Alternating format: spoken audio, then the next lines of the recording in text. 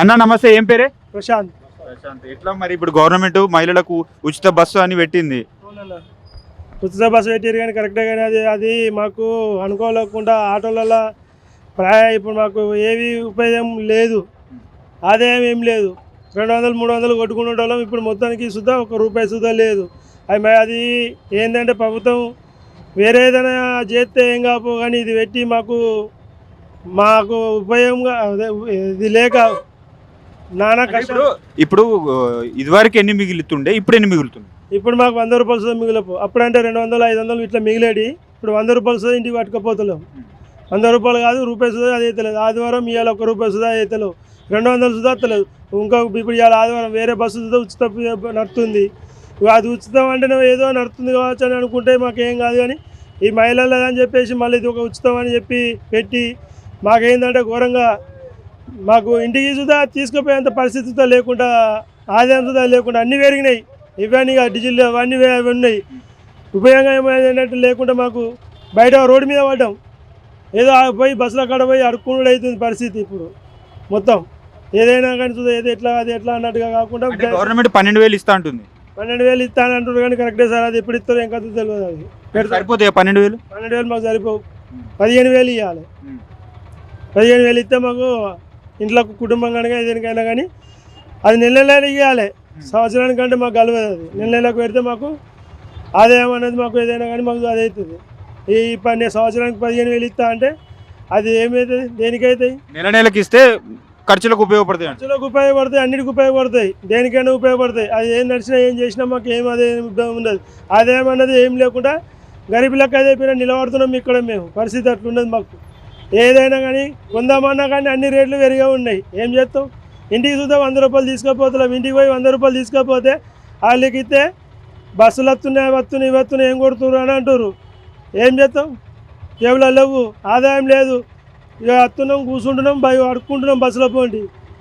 అట్లున్నది పరిస్థితి మాకు. అయ్యా దయచేసి బస్సులలో ఉన్న వాళ్ళకు ఆ ఫ్రీ అనేది బంద్ చేసి మాకు న్యాయం చేయాలని చెప్పి కాంగ్రెస్కు కోరుతున్నాం.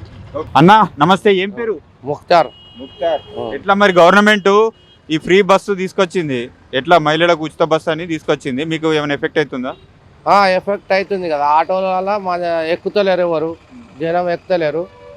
మరి ఈ రేవంత్ రెడ్డి గారు ఆలోచన మంచిదే కావచ్చు, కానీ మాకు కూడా ఏదైనా ఉపాధి చూపెడితే మేము కూడా ఆటోలు వదిలిపెట్టి ఏదైనా మంచికి ఒక జాబ్ ఇచ్చినా కానీ మేము చేసుకుంటాం ఆటోలో. అంటే ఏం జాబ్ కావాలి నీకు? ఏదైనా ఊడిసేదైనా మున్సిపాలిటీ అయినా కానీ ఏదైనా కానీ గవర్నమెంట్ జాబ్ ఇస్తే మాకు ఆటోకు ఒక్కొక్క ఆటోకు వాడకొక్క బస్ వేసినా మాకేం ఫరక్ పడది.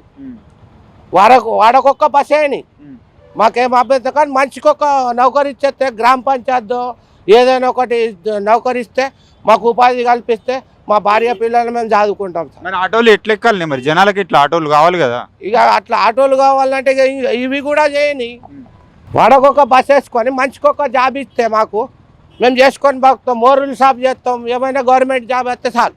ఆటోలు అయితే నడపరు, మరి ఏం చేస్తాం? మరి ఇప్పుడు అదే పరిస్థితి ఉంది. అది అంటే 12,000 ఇస్తా అంటుంది గవర్నమెంట్. 12,000 ఇస్తే ఇప్పుడు మా ఫైనాన్స్ వానికి ఏం కట్టాలి? కిస్తీ 8,000 ఉంటుంది, మాకెళ్ళాలి. ఆటో ఫైనాన్స్ వాళ్ళు ఇప్పుడు ఒక నెల చూసి ఇంకో నెలకు గుంజుకపోతారు ఆటో.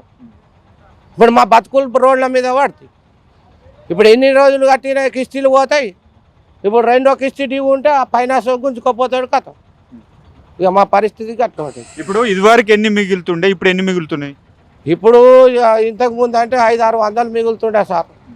ఇప్పుడు డీజిల్ పోగా 300, 200 ఇట్లా ఇక సరిపోతాయి. మరి ఇక ఏం సరిపోతాయి సార్, అలా డీజిల్ పోసుకొని వేసుకోవాలి. ఇట్లా ఇప్పుడు బాగా దెబ్బతింది. అంటే గవర్నమెంట్కి ఏం చెప్పాలనుకుంటారు? గవర్నమెంట్కి ఏంది, ఇదే మాకు ఏదైనా దారి చూపెట్టమంటున్నాం.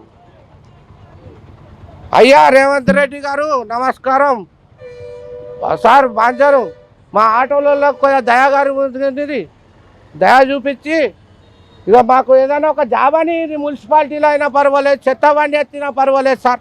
మీరు వాడకొక బస్ వేసినా కానీ ఏం కాదు సార్, మీకు కూడా పేరు ఉంటుంది సార్.